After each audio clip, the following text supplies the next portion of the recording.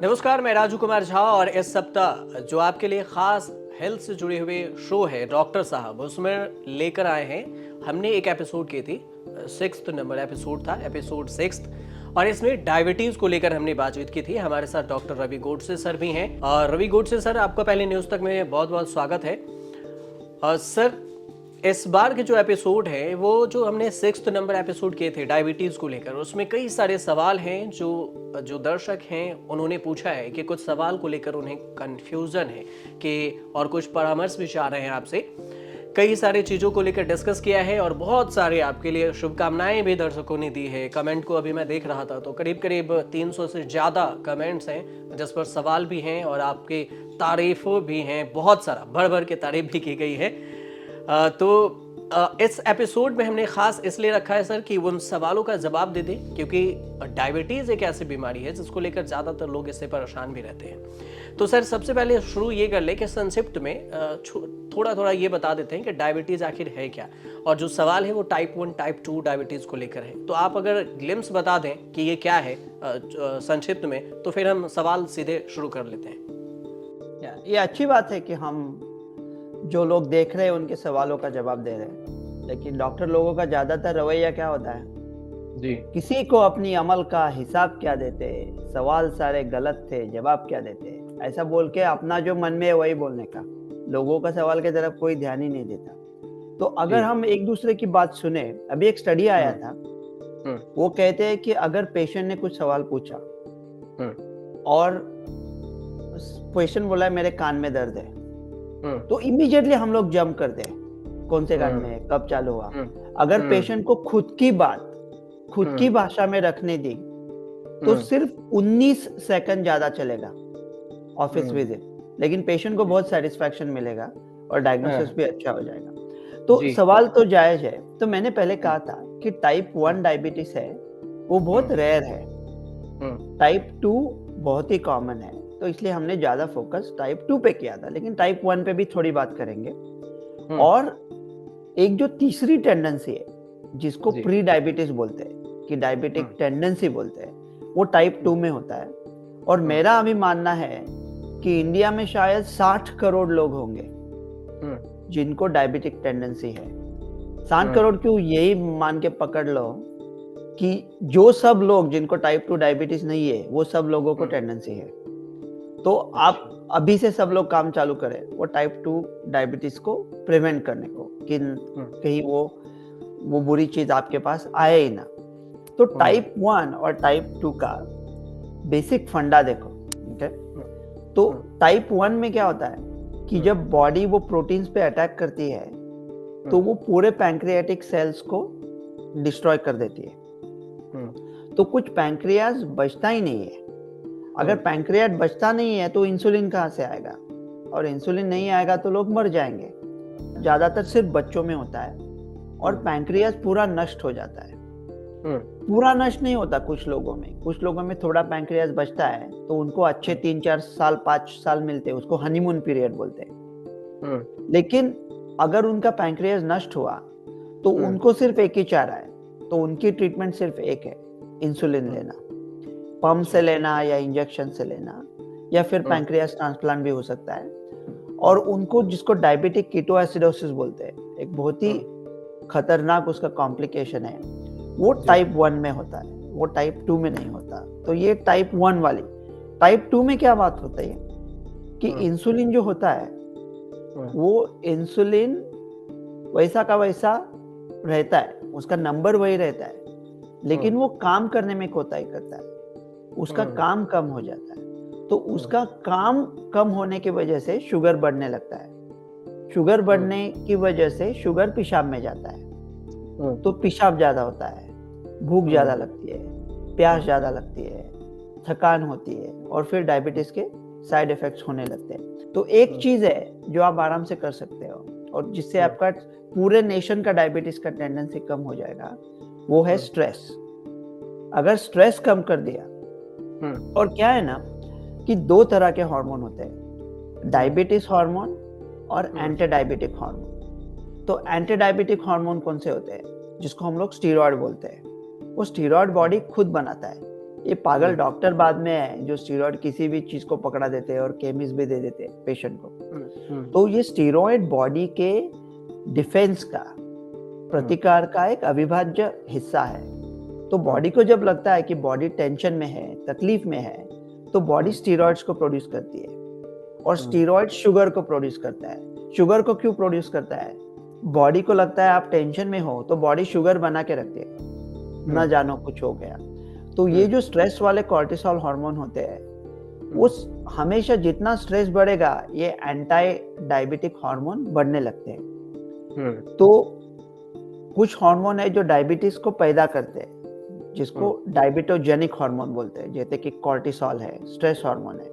और कुछ हार्मोन्स होते हैं वो डायबिटीज को नष्ट करते हैं या डायबिटीज को कम करते हैं, जिसको एंटी डायबिटोजेनिक, जैसा ग्लूकागॉन होता है। ग्लूकागॉन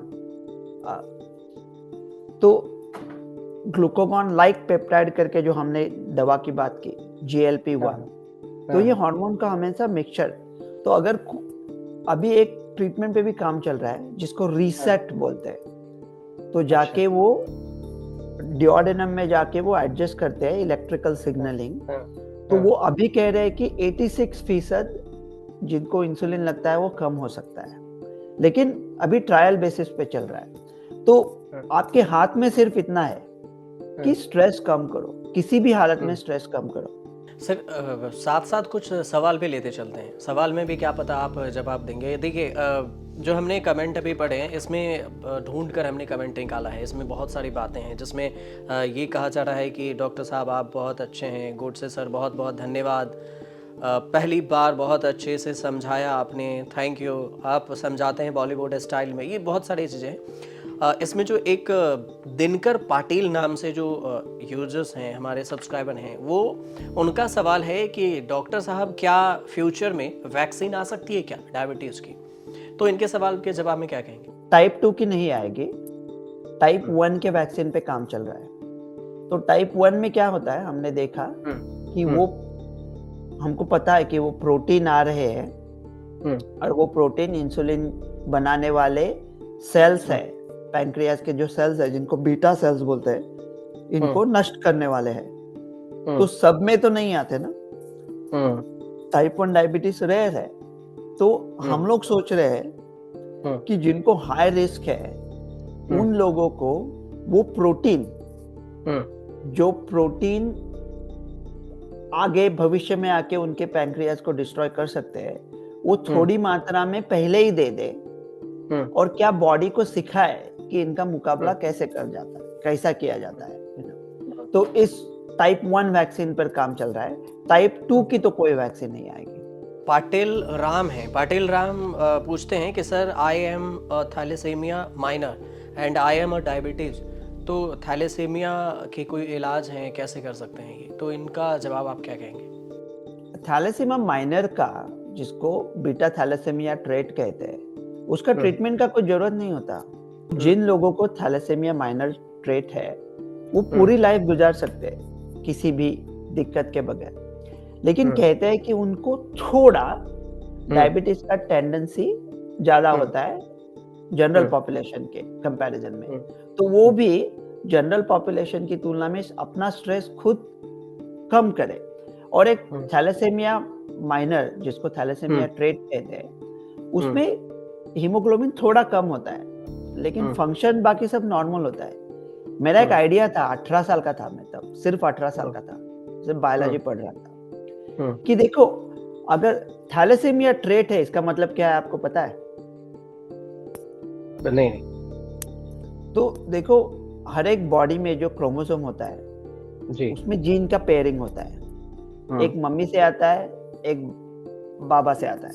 अभी सोचते हैं कि किसी को थैलेसीमिया का ट्रेट है, मतलब थैलेसीमिया अगर पूरा है, इसका मतलब दोनों, माँ से भी थैलेसीमिया आया है, बाप से भी आया है। तो उसको पूरा अगर थैलेसीमिया हो गया तो बहुत ही सीरियस बीमारी है। लेकिन एक ही आया तो कोई दिक्कत नहीं है। ओके, तो अभी सोचते हैं कि एक पेरेंट में है और दूसरे में नहीं है, तो स्टैटिस्टिकल प्रोबेबिलिटी क्या है? जो खराब है उसके साथ 50% तो पूरे नॉर्मल आएंगे और 50% ट्रेट आएंगे।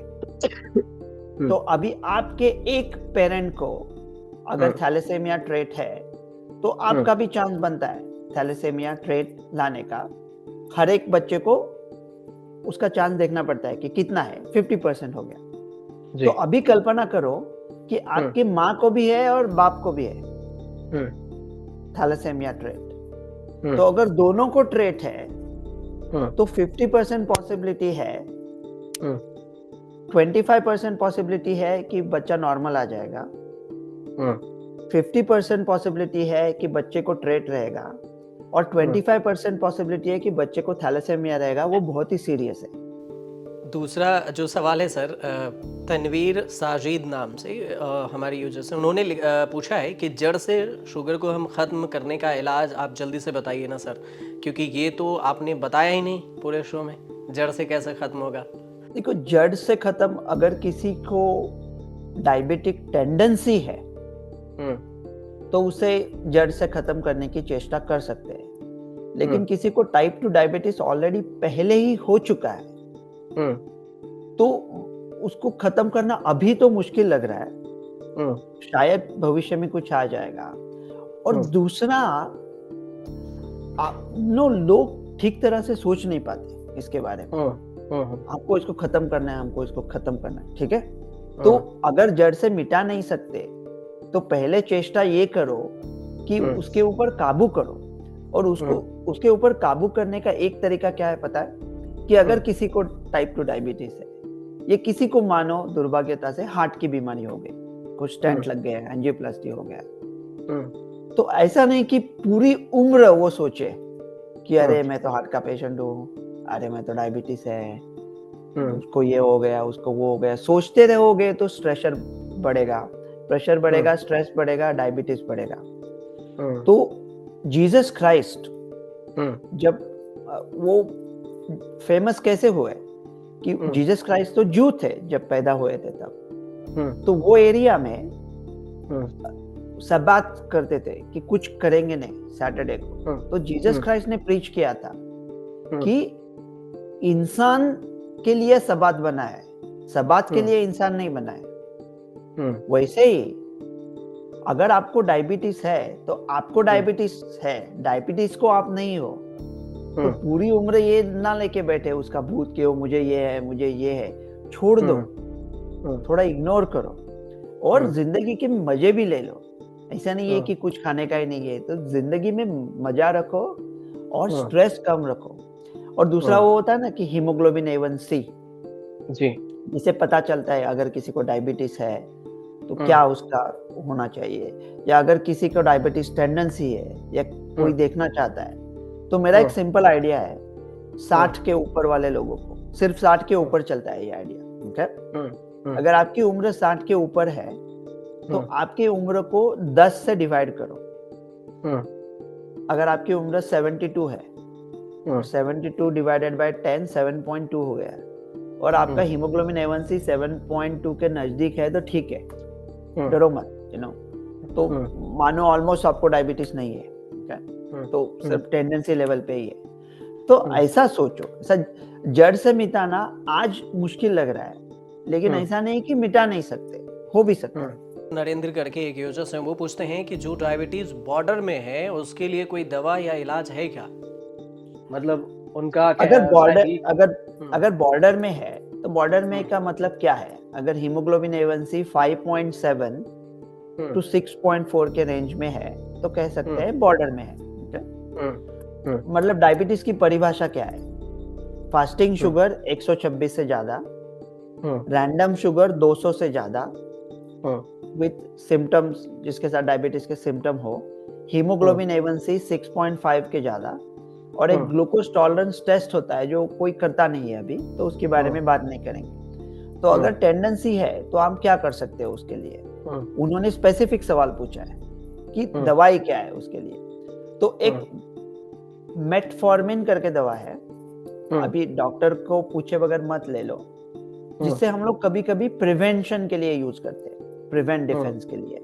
मेटफॉर्मिन ज्यादा साइड इफेक्ट नहीं है उसके, लेकिन कुछ साइड इफेक्ट्स है तो डॉक्टर के साथ सलाह करनी पड़ती है। वो ले सकते हैं। GLP-1 एजेंट्स की बात की थी, वो ले सकते हैं उधर डायबिटीज प्रिवेंशन के लिए। तो ये दो दवा ले सकते हैं। पवन है एक यूजर्स हमारा, वो कह रहे हैं कि मेरा शुगर 249.5 आया है और इसके कहने के बाद बहुत मेरा जो वजन है 73 kg वजन है, 6 फीट मेरा हाइट है। फिर मुझे कैसे ये इसे सॉल्व करें, हम अपनी बॉडी के अंदर से स्ट्रेस को कम कैसे करें, और शुगर होता है लेकिन कार्ब ना खाएं तो क्या सॉल्व हो जाएगा?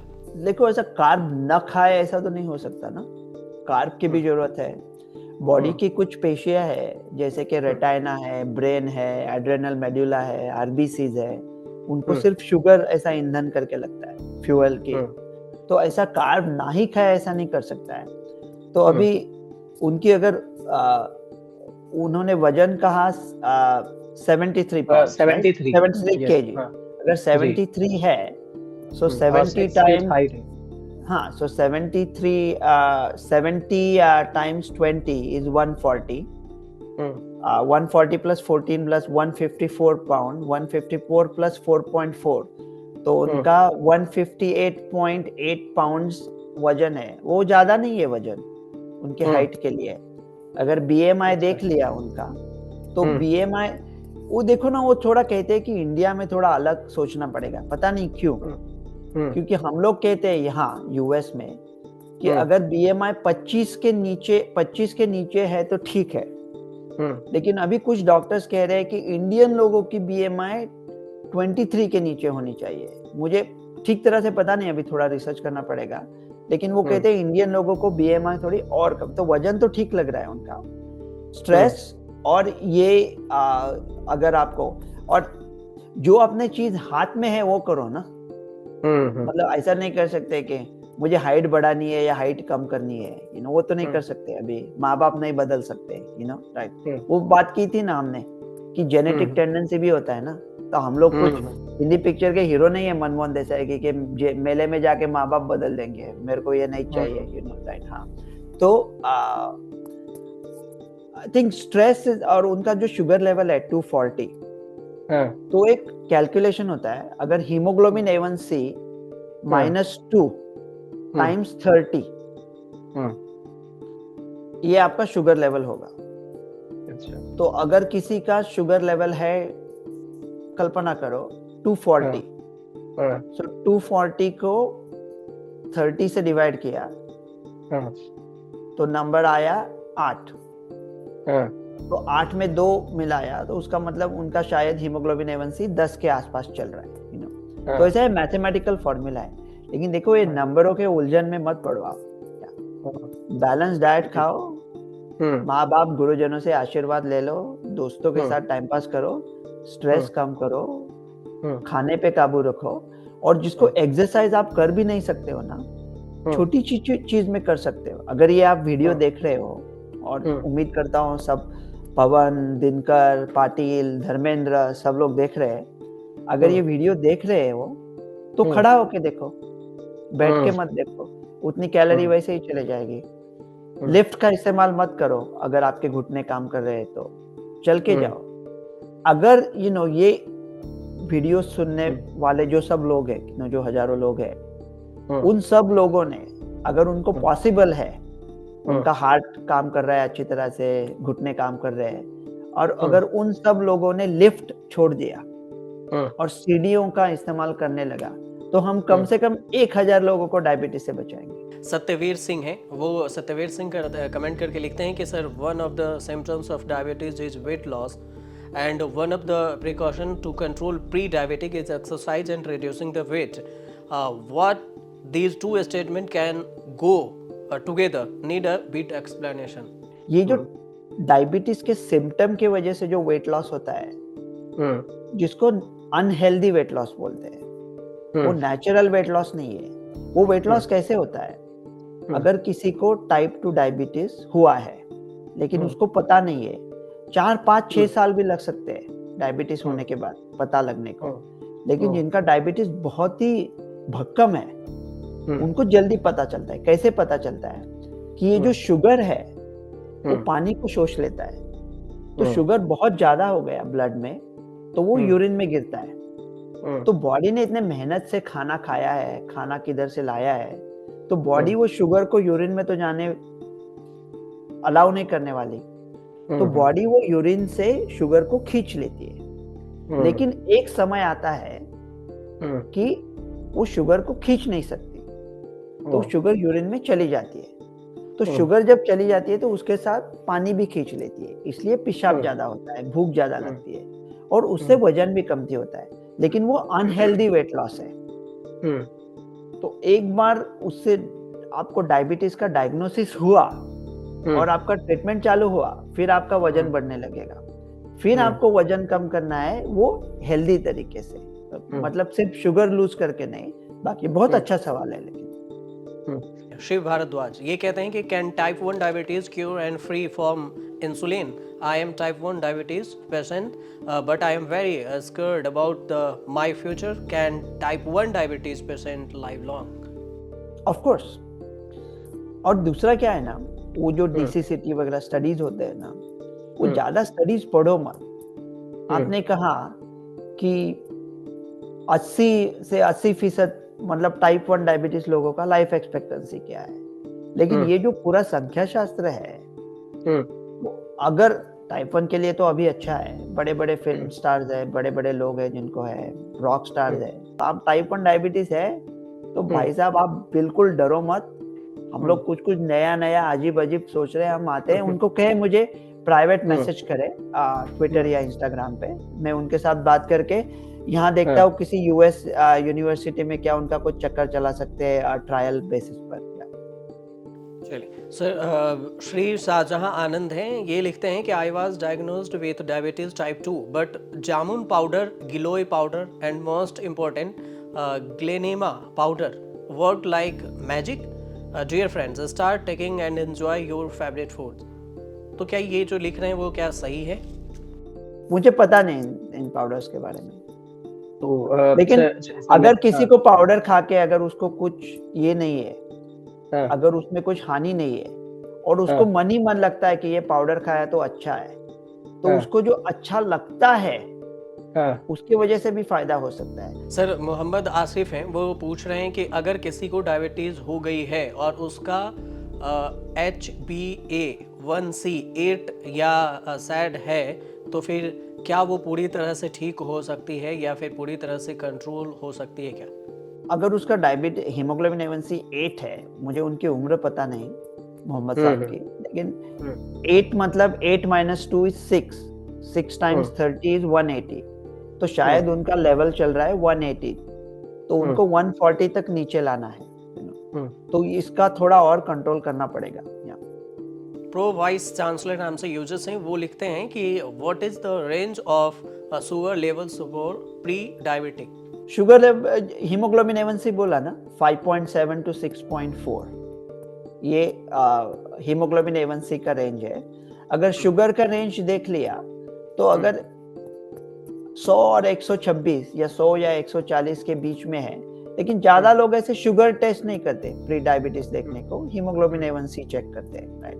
वो कहते हैं 3 साल में एक बार चेक किया तो ठीक है, और किसी को डायबिटीज है तो साल में 2 बार, और अगर बहुत ही आउट ऑफ कंट्रोल है तो 3-4 बार भी कर सकते हैं। सर, राकेश सिसोदिया हैं, राकेश सिसोदिया लिखते हैं कि मेरे भाई को टाइप 1 डायबिटीज है, उनकी उम्र 35 साल है और 7 साल से उन्हें डायबिटीज है, रोज इंसुलिन लेना पड़ता है और अगर टैबलेट भी लेता है 1 टेराबीट 1 करके इन्होंने लिखा है, कोई सुझाव हो तो दीजिए। उनको कहे कि देखो, टैबलेट कहे तो ऐसा टाइप 1 का कोई टैबलेट नहीं होता, इंसुलिन ही होता है। एक मोनोक्लोनल एंटीबॉडी अभी यूएस में आया है, वो कौन से स्टेज में, वो सब पता करना चलेगा कि स्पेसिफिकली क्या है। उनको कहे मुझे प्राइवेटली मैसेज करे।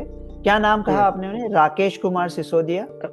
हाँ, राकेश सिसोदिया है, ये कह रहे हैं अपने इनके भाई को है 35 साल की। तो मैं मुझे अभी बहुत मैसेज आ रहे हैं, लेकिन मैं ध्यान रखूंगा उनके ऊपर, अगर उन्होंने मैसेज किया तो मैं उनको जवाब दे दूंगा। ठीक है सर। प्रकाश लोखंडे हैं, प्रकाश लोखंडे कहते हैं कि क्या शुगर टाइप 2 में रोज चेक करना चाहिए? देखो, अभी अगर आउट ऑफ कंट्रोल है तो करो, नहीं है तो नहीं किया तो भी चलेगा। और अगर आप शुगर चेक करके कुछ करने वाले नहीं हो तो फिर चेक क्यों कर रहे हो, तो ऐसा नहीं है कि देखो, दो उसके हिस्से होते हैं। एक है हाई शुगर जो आपको 10 साल में तकलीफ दे सकता है, और एक है लो शुगर, वो आपको अभी तकलीफ दे सकता है।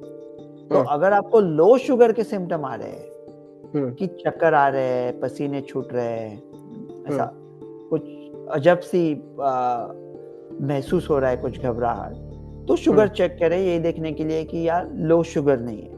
अगर आपने एंडोक्रिनोलॉजिस्ट को पूछ लिया तो वो लोग कुछ भी बोलते हैं कि दिन में 3 बार चेक करो, 4 बार चेक करो। अरे कैसा चेक करेगा आदमी, तो लिया तो अभी एक नया ग्लूकोज मॉनिटर आता है, जिसको इंडिया में भी आता है, जिसको अभी मुझे सिर्फ ट्रेड नाम याद आ रहा है, जिसको डेक्सकॉम बोलते हैं, DEXCOM। तो अमेरिका में अभी क्या करते हैं हम लोग, वो फिंगर स्टिक नहीं करते ज्यादा, वो जो स्कैनर होता है, वो स्कैनर वो पेशेंट पहन लेता है और आपके पास वो स्कैनर रीड करने का होता है। तो कभी भी आप जस्ट रीड करके देख सकते हैं आपका शुगर क्या है। तो जिसको ग्लूकोमीटर वो बॉडी में बिठाते हैं, तो जो डेक्सकॉम करके है, वो अगर आप ले सकते हो, महंगा है लेकिन वो आप ले सकते हो तो अच्छा है।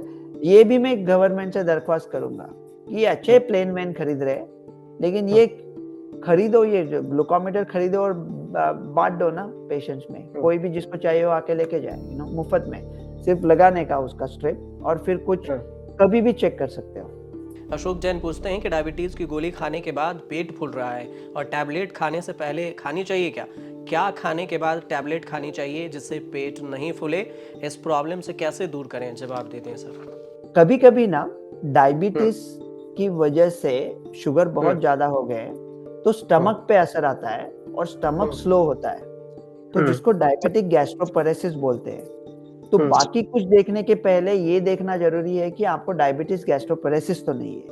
और अगर डायबिटिक गैस्ट्रोपरेसिस है, वो ज्यादातर जिनको सीवियर डायबिटीज है और डायबिटीज काफी समय से है, उनमें होता है। तो अगर आपको ऐसा पेट फूलता है, ऐसा लग रहा है, तो इन्वेस्टिगेशन वगैरह करने से पहले आप कुछ छोटी चीजें कर सकते हो। मतलब खड़ा रह के खाओ, या जो बड़ा मील लेने से अच्छा है कुछ दिन के लिए थोड़ा स्मॉलर मील्स मोर फ्रिक्वेंटली लेके देखो। अगर जब खाना खाने के बाद इमीडिएटली तुरंत लेटना नहीं चाहिए, लेकिन अगर आप जब लेटते हो, अगर आप, जिसको हम संस्कृत में वामकुक्षी कहते हैं ना, तो लेफ्ट साइड पे सो गए तो stomach comes more in the line, हमारे पूर्वजों ने सोचा था। तो ऐसा कुछ ये करके देख लो कि उससे कम होता है क्या, नहीं तो फिर गैस्ट्रोपरेसिस है क्या देखना पड़ेगा। हारफुल कन्वल इन्होंने यूजर आईडी बना रखा है। इन्होंने लिखा है कि मुझे ना तो भूख ज्यादा लगती है और ना ही प्यास ज्यादा लगती है और ना ही वजन कम हो रहा है, फिर भी HbA1c 6.4 आ रहा है। ये किस श्रेणी का डायबिटीज है? मैं 6 वर्षों से लीवर सिरोसिस का भी मरीज हूँ, मार्गदर्शन करें। 6.4 मतलब डायबिटिक टेंडेंसी का वो एंड हो गया, मतलब डायबिटीज की तरफ झुक रहे हैं। 6.5 हो गया तो डायबिटीज का छप्पा लग गया, तो ऑलमोस्ट उस तरफ जा रहे हैं। तो जरूरी नहीं है कि हर डायबिटीज का ज्यादा भूख लगे, ज्यादा प्यास लगे, ज्यादा वजन कम हो। कुछ लोगों में हो सकता है जिनमें शुगर बहुत ही ज्यादा है। अगर आपका शुगर बॉर्डर लाइन पे, अगर आपका हीमोग्लोबिन 6.4 कुछ 7-8 साल से 6.4 पे ही है, तो शायद आप 6.4 पे ही रहोगे। तो अगर सिरोसिस है तो और थोड़ा चैलेंजिंग है ना, क्योंकि ये भी देखना पड़ता है कि सिरोसिस किस वजह से है। फैटी लिवर से तो चांस कम है, क्या ये किसी दूसरी बीमारी से है, क्या अल्कोहल की वजह से है, क्या पोर्टल हाइपरटेंशन है, क्या एसाइटिस है, प्रोटीन लेवल है, तो वो बहुत ही पर्सनलाइज और कस्टमाइज हो गया। तो वो सिरोसिस किस वजह से, वो भी देखना पड़ेगा डायबिटीज के बारे में बात करने से पहले। सर एक लास्ट सवाल है, त्यागी फिटनेस नाम से यूजर्स हैं, वो पूछते हैं कि डायबिटीज पूर्ण रूप से कभी भी ठीक नहीं होता है क्या? शायद फ्यूचर में कर देंगे हम लोग, लेकिन अगर आपने उसके बारे में सोचना बंद कर दिया तो मानो गब्बर ने आपको परेशान करना छोड़ दिया, उसके साथ डांस करो होली में, उससे डरो मत, कंट्रोल करो लेकिन डरो मत। जो हम लोग जड़ से उठाने की बार बार बात कर रहे हैं, कि ये सोचे कि क्या उसे कोशिश कर रहे हैं, दवा भी लाएंगे, जरूर लाएंगे, लेकिन क्या जरूरी क्या है? अगर उसको पूरा कंट्रोल किया है तो आराम से जी सकते हैं ना। क्योंकि आखिर आपका मकसद क्या है? कोई पूछता है मुझे मकसद एक मेरी हस्ती का, मैं क्या बताऊं, मेरे दिल का मुद्दा यूं भी है और यूं भी। न खो लेना तुझको आसान, न पा देना तुझको मुमकिन, मुसीबत में ये जाने मुब्तला यूं भी है और यूं भी। कितने दिन उलझे रहोगे इसमें, मुसीबत में खोना है, पाना है, छोड़ दो ना उसको, उसके तहत आराम से, क्योंकि आपका मकसद है लाइफ को, जिंदगी को जीना, हंसते खेलते हुए, दोस्तों के साथ स्ट्रेस कम करते हुए जीना है। तो ये क्यों बार बार सोचते रहते हो? उम्मीद करते हैं कि डॉक्टर रवि गोडसे सर आपके हर सवाल का जवाब दिए हैं, और आप इस सवाल के जवाब को अगर सुन रहे हैं तो इस स्टेप को फॉलो जरूर कीजिए। फिर भी आपको अगर कोई कठिनाई है तो कमेंट भी कीजिए, और चाहें तो आप डॉक्टर रवि गोडसे सर से संपर्क भी कर सकते हैं। और ये जो हमने शो अभी शूट किया है, ये है एपिसोड 6 के जो सवाल थे उन्हीं का जवाब है। और छठे जो एपिसोड थे उसमें हमने डायबिटीज पर पूर्ण रूप से बातचीत की थी। फिलहाल अगर आपको अच्छे लगे तो कमेंट हमें जरूर कीजिएगा और हमें जरूर बताइएगा। और हर रविवार 11 बजे डॉक्टर साहब आप हमारे साथ न्यूज तक पर डॉक्टर रवि गोडसे सर और राजू कुमार झा के साथ देखते रहिए। और फिलहाल दीजिए हम दोनों को इजाजत। नमस्कार।